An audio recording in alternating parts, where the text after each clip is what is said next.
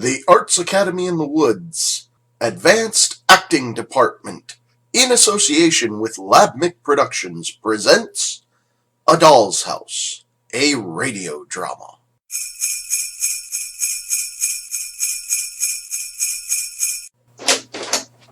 Hide the Christmas tree carefully, Ellen.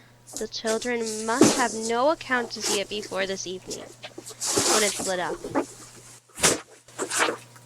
50 or... There's a crown. No, keep the change. Why, thank you.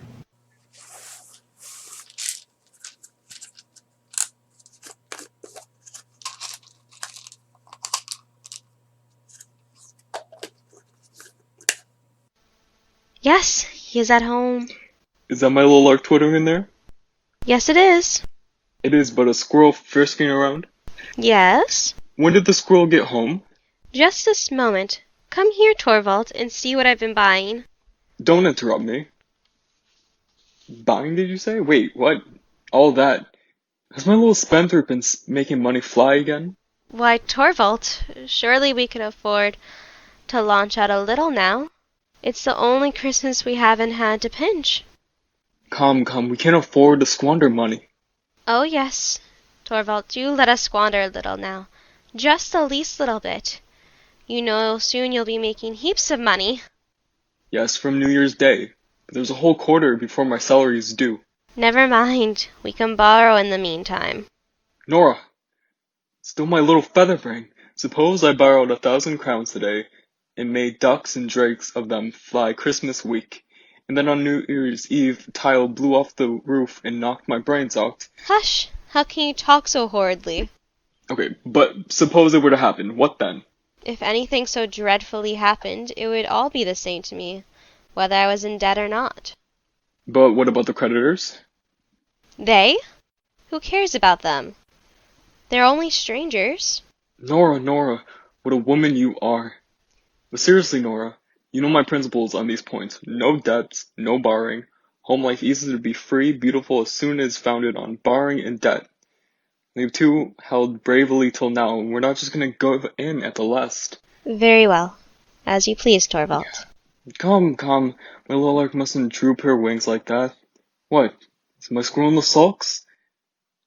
Nora, what do you think I have here? Money? There, of course I know all the sorts of things you wanted at Christmas. 10, 20, 30, 40. Oh, thank you, Torvald. This will go a long way. I should hope so. Yes, indeed, a long way. Come here. Let me show you what I've been buying.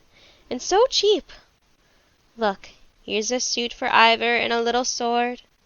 Here's a horse and a trumpet for Bob. And there's a doll and a cradle for Emmy. They're only common, but they're good enough for her to pull to pieces. And dress stuff and handkerchiefs for their servants. I've ought to got something better for old Anna. And what's in the other parcel? No, Torvald, you're not to see that until this evening. Oh, but tell me, you little spendthrift, have you thought of anything for yourself? For myself? Oh, I don't want anything. Nonsense, just tell me a sensible thing that you would like to have. Well, Out with it. you might give me some money, Torvald. Only just what you could think of to spare. Then I can buy something with it later on. But Nora... Oh, please do, dear. Please do. What do they call birds who are always making money fly?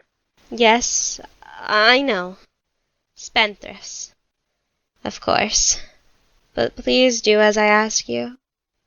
Torvald, then I shall have time to think of what I want most. Isn't that very sensible now?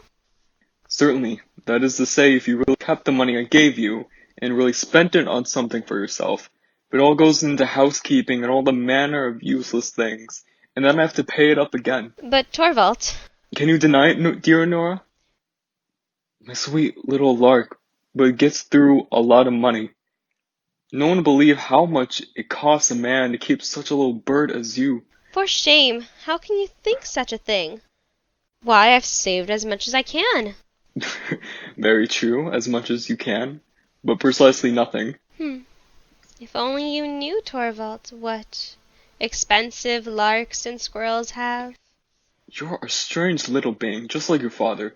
Always on the look for all the money you can lay your hands on, but the moment you have it, seems to slip right through your fingers. You never know what becomes of it. Well, one must take you as you are. This blood. Yes, Nora. Just that sort of thing is hereditary. I wish I had inherited many of Papa's qualities. And I don't wish you anything but what you are. My own sweet little songbird. But I say, it strikes me you look so, what should I call it? So suspicious today. Do I? You do, indeed. Look me full in the face. Well, Hasn't the little sweet tooth been playing pranks today? no. How can you think such a thing? Didn't she look at the confectioner's? No, Torvald, really. Not a sip of jelly? No, certainly not.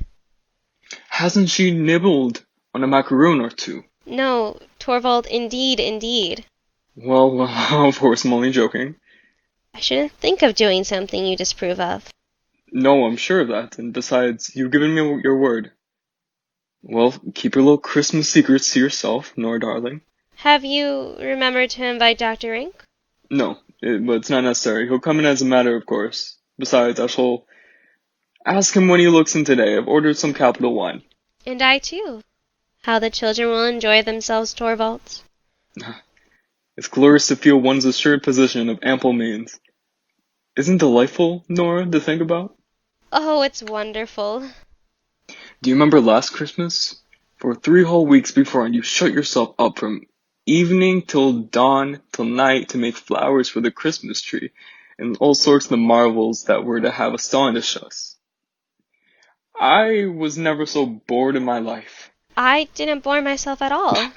But it all came to a little end enough, Nora. Oh? Are you going to tease me about that again? How could I help the cat getting in and pulling all of it to pieces? To be sure you couldn't, my Nora. You did your best to give us all pleasure, but all the same it's a good thing to have hard times are over. Oh, isn't it wonderful? Now I needn't sit here and bore myself all alone, and you would tire your blessed eyes and delicate little fingers. No, I needn't. Need I, Torvald? Oh, how wonderful it is to think of. And now I'll tell you, I think we've ought to manage, Torvald, as soon as Christmas is over. Oh, there's a ring. That's somebody to come to call. How tiresome. I'm not home to callers. Remember that. A lady to see you, ma'am. Show her in. And the doctor has just come, sir. Has he gone to my study? Yes, sir. How do you do, Nora?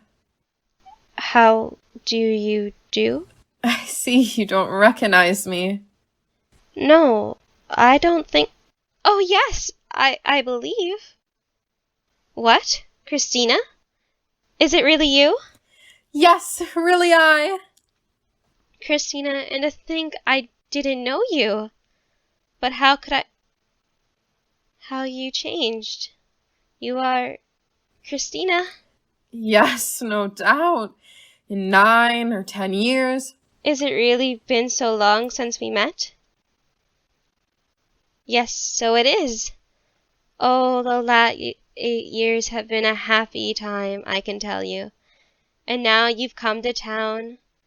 All that long journey in the midwinter. How brave of you. I arrived by this morning's steamer. To have a Merry Christmas, of course. How delightful. But you're a little paler, Christina, and perhaps a little thinner. And much older, Nora. Yes, perhaps a little older. Not much. Ever so little. Oh, what a thoughtfulest wench I am. Here I sit chatting on, and dear Christina, can you forgive me? What do you mean, Nora? Poor Christina, I forgot. You are a widow. Yes, my husband died 3 years ago. Oh, you poor darling, how much you must have gone through. And he left you nothing? Nothing. And no children? None. Nothing? Nothing at all? Not even a sorrow or a longing to dwell upon. My dear Christina, how is that possible? Oh, it happens so sometimes, Nora. So utterly alone. How dreadful that must be. I have 3 of the loveliest children. I can show you them just now. They're out with their nurse. But now you must tell me everything. No, I want you to tell me. I must tell you one thing, perhaps. You've heard our great stroke of fortune. No? What is it? Only think, my husband has made manager of Joint Stock Bank. Your husband?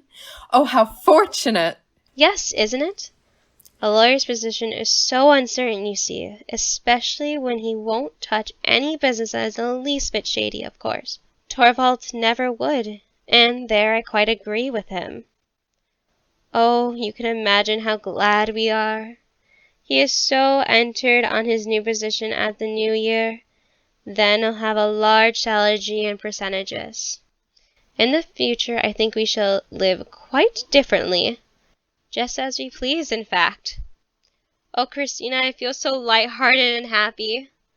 It's delightful to have lots of money and no need to worry about things, isn't it? Yes, at any rate, it must be delightful to have what you need. No, not only what you need, but heaps of money, heaps! Nora, haven't you learnt reason yet? In our school days, you were a shocking little spendthrift. Yes, that's what Torvald says I am. Still. But Nora is not so silly as you all think. Oh, I haven't had a chance to told you how I've been much of a spendthrift. We've both had to work. You too? Yes, light fancy work. In the first year of our marriage, he overworked himself terribly, and he had to take on sorts extra work, and fell dangerously ill. Then doctors declared he must go to the south. You spent a whole year in Italy, didn't you? Yes, we did, and it wasn't easy to manage, I can tell you. Just after Ivor's birth. But of course we had to go. Oh, it was wonderful, delicious journey, and it saved Torvald's life. But it cost a frightful lot of money, Christina. So I should think. $1,200, 4,800 crowns. Isn't that a lot of money? How lucky you had the money to spend. We got it from father. Oh, I see. He died just about that time, didn't he? Yes, Christina. Just then, only to think I couldn't go and nurse him. I was expecting little Ivor's birth daily, and then I had my poor sick Torvald to attend to. Dear kind old father, I never saw him again. Christina, oh, I think that's the hardest thing I've had to bear since my marriage. I know how fond of him you were. But then you went to Italy? Yes, you see, we had the money, and the doctor said we must lose no time. We started a month later. And your husband came back completely cured. Sound as a bell. But the doctor... What do you mean? I thought as I came in, your servant announced the doctor. Oh, yes, Dr. Rank. But he doesn't come here professionally. He's our best friend, and he never lets a day without looking in. Tell me, is it really true you didn't love your husband? What made you marry him then? My mother was still alive, you see, bedridden and helpless. And then I had my 2 younger brothers to think of. I didn't think it would be right for me to refuse him. Perhaps it wouldn't have been. I suppose he was rich then. Very well off, I believe. But his business was uncertain. It fell to pieces at his death. There was nothing left. And then? Then I had to fight my way by keeping a shop, a little school, anything I could turn my hand to. The last 3 years have been one long struggle for me. But now it is over, Nora. My poor mother no longer needs me. She is at rest, and the boys are in business and can look after themselves. How free your life must feel. No, Nora, only inexpressibly empty. No one to live for. That's why I could not bear to stay any longer in that out-of-the-way corner. Here, it must be easier to find something to take one up, to occupy one's thoughts. If I could only get some settled employment, some office work. But, Christina, that's such a drudgery, and you look worn out already. I wouldn't ever be so much better for you to go to some watering place and rest. I have no father to give me money, Nora. Oh, don't be vexed with me.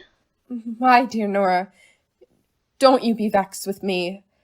The worst of a position like mine is that it makes one so bitter.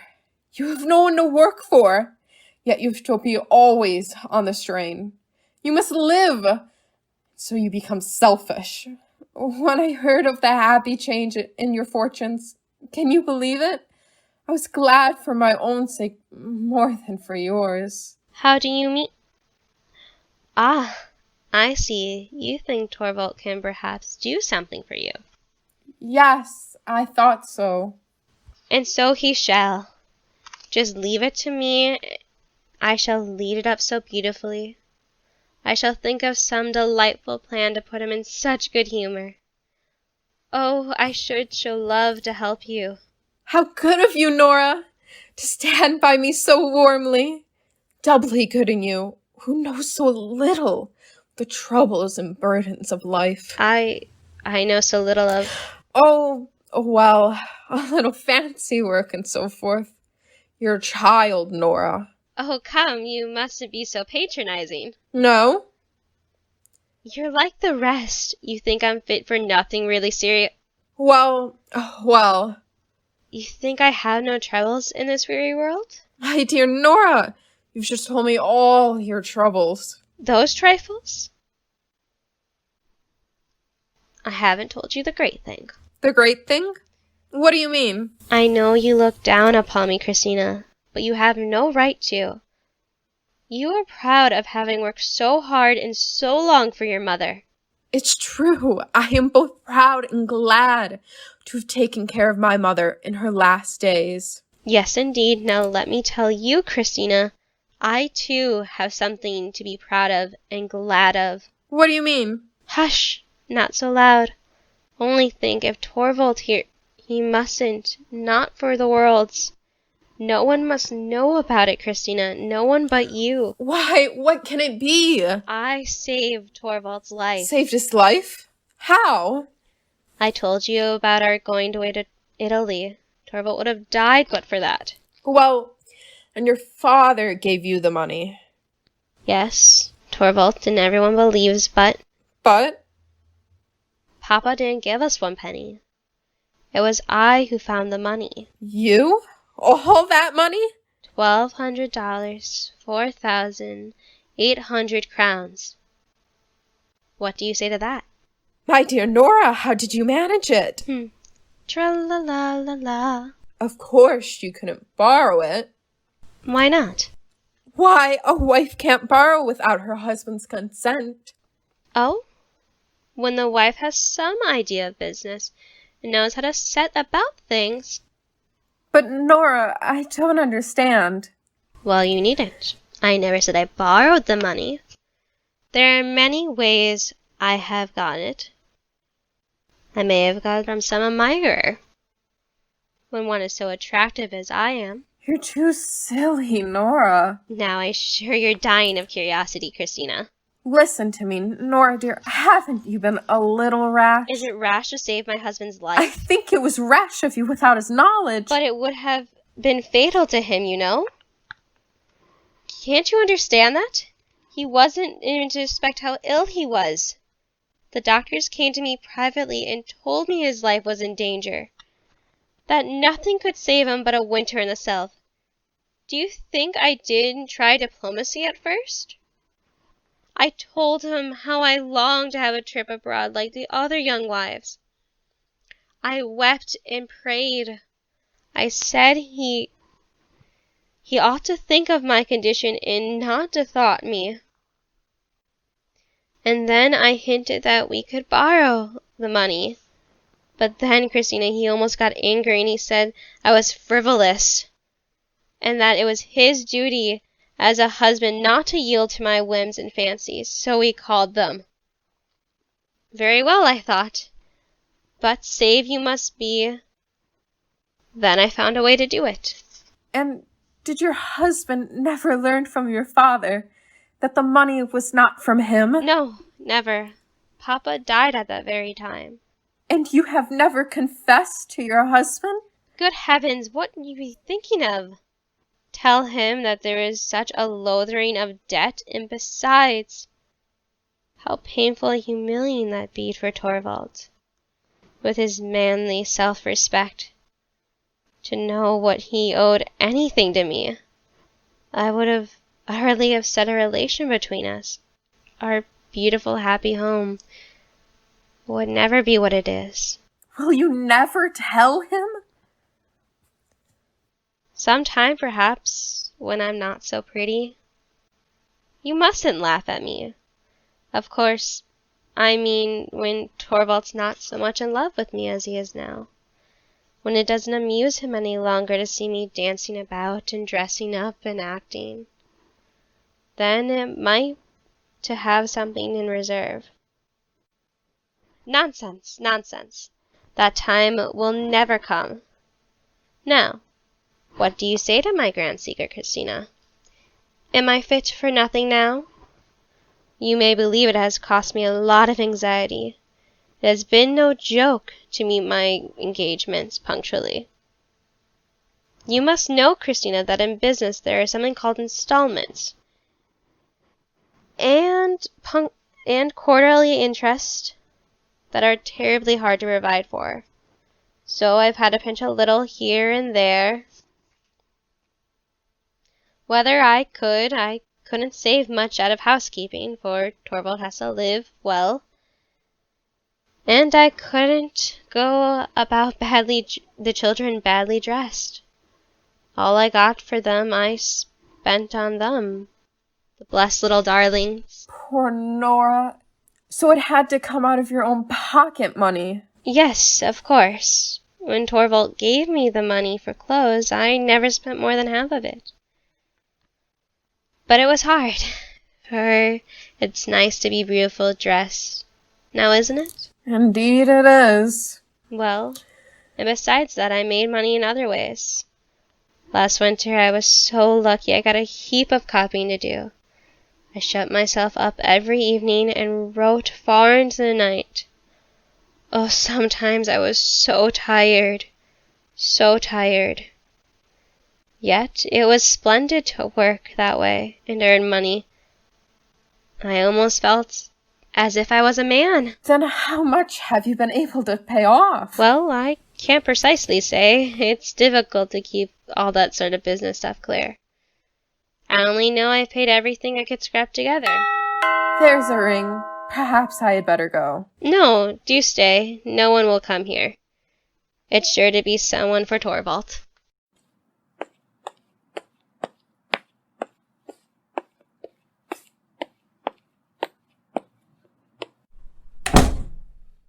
Nora, who was that man? A Mr. Krogstad, a lawyer. Then it was really he. Do you know him? I used to know him. Many years ago. He was in a lawyer's office in our town. Yes, so he was. How he has changed.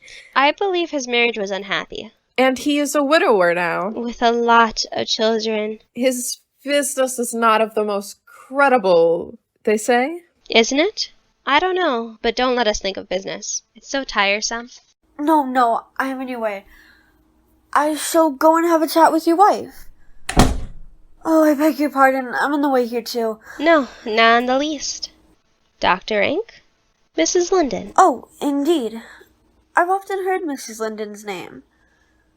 I think I passed you on the stairs as I came up. Yes, I go so very slowly. Stairs try me so much. You were not very strong? Only overworked. Nothing more. Then no doubt you've come to town to find rest and a round of dissipation. I've come to look for employment. Is that an approved remedy for overwork? One must live, Dr. Rank. Yes, that seems to be the general opinion. Come, Dr. Mate. Don't you want to live yourself? To be sure I do. However wretched I may be, I want to drag on as long as possible. All my patients, too, have the same mania. And it's the same with people whose complaint is moral. At this very moment, Helmer is talking to just such a moral, incurable... Oh, Whom do you mean? Oh, a fellow named Krogstad. A man you know nothing about. Corrupt to the very core of his character. But even he began by announcing as a matter of vast importance that he must live. Indeed. And what did he want with Torvald? I haven't an idea. I only gathered that it was some bank business. I didn't know that Mr. Krogstad had anything to do with the bank. Yes, he's got some sort of place there. Tell me, Dr. Ink, are all the employees dependent on Torvald now? It is funny to think that Torvald has such power over so many people.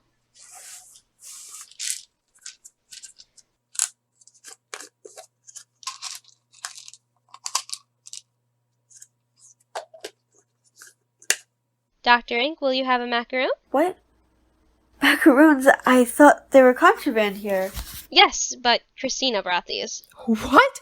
Oh, well, don't be frightened. You couldn't have possibly known that Torvald has forbidden them.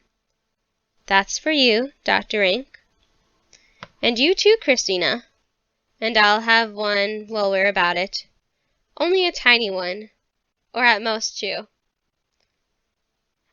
Oh dear, I am happy. There's only one thing I really want. Well, what's that? There's something I so wish to say in Torvald's hearing. Now why don't you say it? Because darn it, it's so ugly. Ugly? In that case, you'd better not. But to us, you might. What is it you would so like to say in Helma's hearing? I should so love to say, damn it all. Are you out of your mind? Good gracious, Nora! Say it, there he is. Hush, hush. Well, Torvald dear, have you got rid of him? Yes, he has just gone. Let me introduce you. This is Christina, who has come to town. Christina, pardon me, I don't know. Mrs. Linden, Torvald dear. Christina Linden. Indeed, a school friend of my wife's, no doubt. Yes, we knew each other as girls. And only think, she has taken this long journey on purpose to speak to you. To speak to me. Well, not quite. You see, Christina is tremendously clever at office work, and she's so anxious to work under the first-rate man of business in order to learn still more. Very sensible indeed. And when she heard you were appointed manager, it was telegraph, you know, she started off at once. Torvald dear, for my sake, you must do something for Christina. Now can't you? It's not impossible. I presume Mrs. Winden is a widow? Yes. And you've already had some experience of business. A good deal. Well, then it's likely I might be able to find a place for you. There now. You've come at a fortunate moment, Miss Linden. Oh, how can I thank you? There's no occasion. But for the present, you must excuse me. Wait. I'm going with you. Don't be long, Torvald dear. Only an hour, no more. Are you going too, Christina? Yes, I must set about looking for lodgings. Then perhaps we can go together? What a pity we haven't had a spare room for you. But it's impossible. I shouldn't think of troubling you. Goodbye, dear Nora. And thank you for all your kindness. Goodbye for the present. Of course, you'll come back this evening.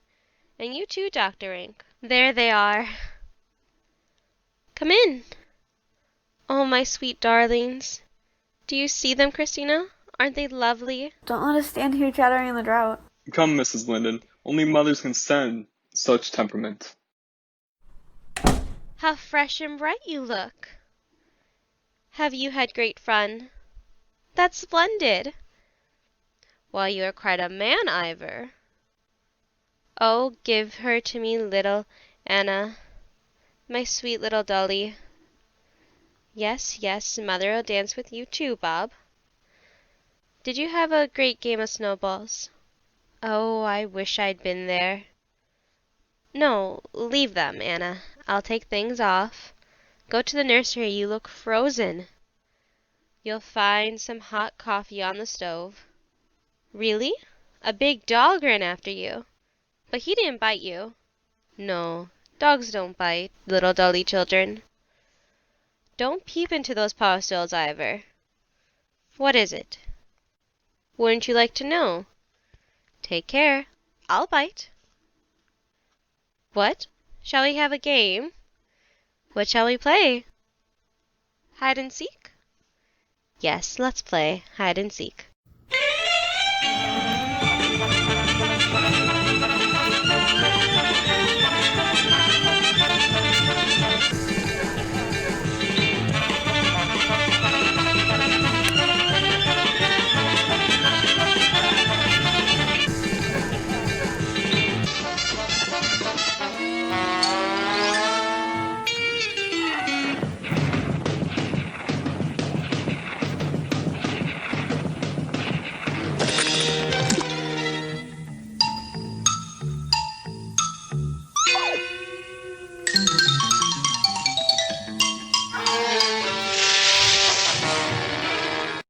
I beg your pardon, Mrs. Helmer. Ah? What do you want? Oh, excuse me. The outer door was ajar. My husband is not home, Mr. Krogstad. I know. Then what do you want? To say a few words to you. To me? Go in to Anna. It is to me you wish to speak. Yes, to you. Today? But it's not the first yet? No, today is Christmas Eve. It'll depend upon yourself whether you have a Merry Christmas. What do you want? I'm not ready today. Never mind that just now. I've come about another matter. You have a minute? Oh, yes, I suppose so. Although, Good. I was sitting in the restaurant opposite, and I saw your husband go down the street. well, With a lady. what then? May I ask if that lady was Mrs. Linden, Yes, who had just come to town? yes, today. Had I believe she is an intimate friend of yours? Certainly, but I don't understand. I used to know her. I know you did. Ah, you know all about it.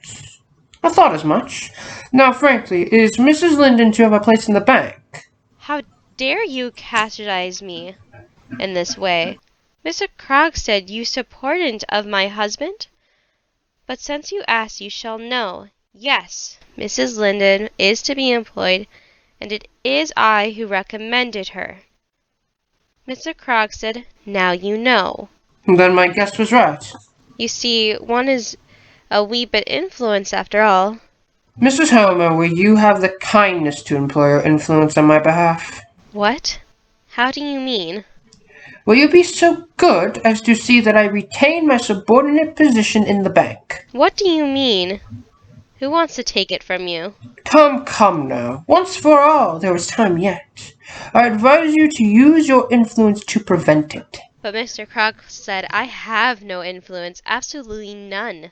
None? But I saw you said a moment ago. Of course not, in that sense. How can you imagine that I should have such influence over my husband?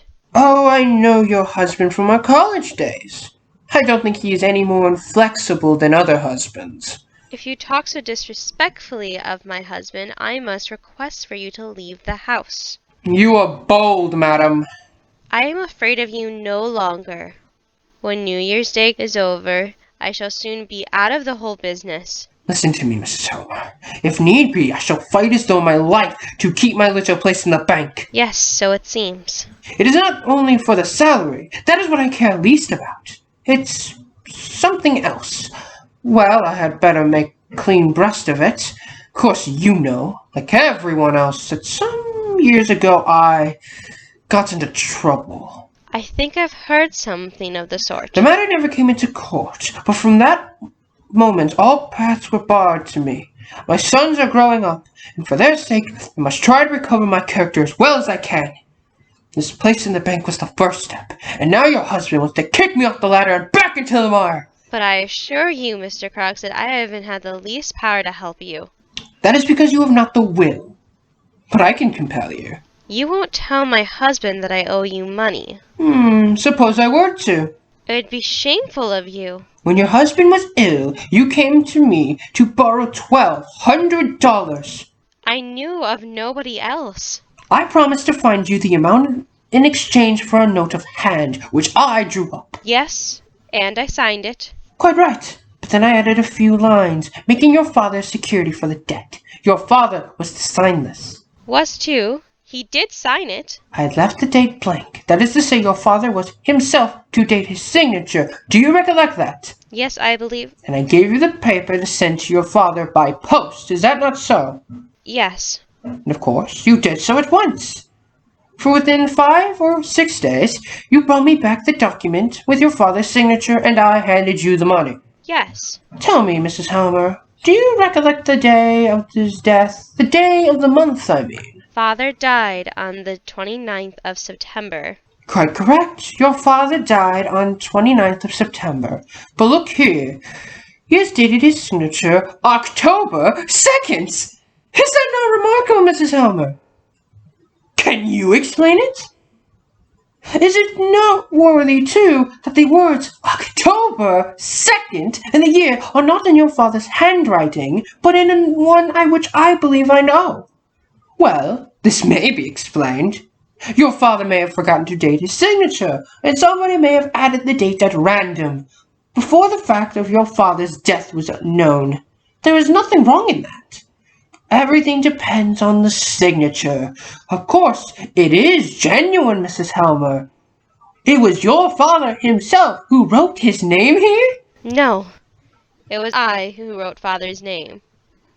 Ah, are you aware, madam, that is a dangerous admission? How so? You will soon get your money. May I ask you one more question? Why did you not send a paper to your father? It was impossible. Father was ill. If I asked for his signature, I sure would have had to tell him why I wanted the money. But he was so ill I could not tell him that. My husband's life was in danger. It was impossible. Then it would not have been better to have given up your tour. No, I couldn't do that. My husband's life depended on that journey.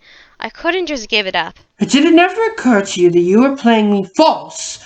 That was nothing to me. If I produce this document in court, you will be condemned according to law.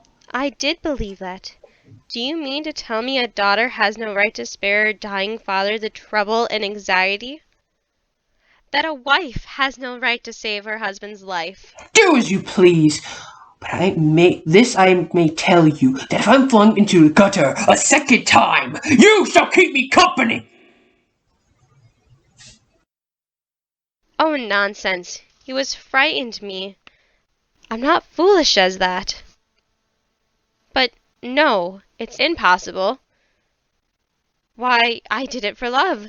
Mama, the strange man is gone now. Yes, I know. But don't tell anyone about that strange man. Do you hear? Not even Papa. No, Mama, and now will you play with us again? No, not now. Oh, please do, Mama. You know you promised. Yes, but I can't just now. Run to the nursery. I have so much to do. No. Ellen, bring in the Christmas tree. No, it's quite impossible. Where shall I stand it, ma'am? There, in the middle of the room. Shall I bring anything else? No, thank you. I have all I want. There must be a candle here and a flower there. That horrible man. Nonsense. There's nothing to be afraid of. The Christmas tree shall be beautiful. I'll do everything to please you, Torvald. I'll sing and dance. Oh, you're back already. Yes, has anybody been here? No. That's odd. I saw Croxley come out of the house. Did you? Oh, yes, by the by. He was here for a minute. Nora, I can see by your manner that he's been begging you to put in a good word for him. Yes. And you were to do it as if your own accord? You were to say nothing to me of him being here? Did he suggest that too? Yes, Torvald, but... Nora, you could consent to that? To speak to such a man, to make him a promise? And then tell me an untruth about it? And untruthful? Didn't you say nobody been here? My little bird must never do that again. Songbird must sing true and clear. No false notes. So, isn't it? And so sure of it. And I will say no more about it. How cozy and quiet it is in here. Torvald, Yes? I'm looking forward so much to the Stambert's fancy ball the day after tomorrow. And I'm on the tender hooks to see what surprise you have in store for me. Oh, it's too tiresome. What is? I can't think of anything good. Everything seems so foolish and meaningless. Has little Nora made that discovery? Are you very busy, Torvald? Well, What paper are those? bank business. Already? I have the retiring manager to let me some necessary changes in the staff and organization. I can do this during Christmas week. I want to have everything straight by the new year. Then that's why poor Crocs... If you hadn't been so very busy, I should have asked you a great favor, Torvald. What can it be? Out with it. Nobody has such perfect taste as you. And I should love to look so well at the fancy ball. Torvald, dear, couldn't you take me in my hand and settle what I'm to be? Arrange my costume for me? Aha. So my willful little woman is at a loss and making signals of distress. Yes, please, Torvald. I can't get on without your help. Well, I'll think it over. And soon, we'll hit upon something. Oh, how good that is of you. How well the red flowers show. Tell me, was anything so dreadful this Crogsett had in trouble about? Forgery, that's all. He had been driven to by need. Yes, or, like so many others, he may have done it out of pure headlessness. I'm not so hard-hearted as to command a man absolutely for a single fault. No, surely not, Torvald. And a man can retrieve his character if he owns his crime and then he takes the punishment. Punishment? But Crossett didn't do that. He evaded the law that means by tricks and subterfuges. And that's what morally ruined him. Do you think that... Just think how a man with a thing of that sort of thing on his conscience can be always lying and canting and shamming. Think of the mask he must wear towards those who stand nearest to him, towards his own wife and children. The effect on the children, that's the most terrible part of it, Nora. Why? Because in such an atmosphere of lies of home life is poison contaminated by every fiber. Every breath of the child draws some kind of germ of evil. As a lawyer, my dear, I've seen it often enough. Nearly all the cases of corruption early may have traced to lying mothers. Why mothers? It generally comes from the mother's side, but of course the father's influence may act in the same way. Every lawyer knows it too well. And here, this Crogsett has been poisoning his own children for the years past of lies and hypocrisy. That is why I call him morally ruined. So my sweet little Nora must promise not to plead his cause. Shake hands upon it. Come. What's this?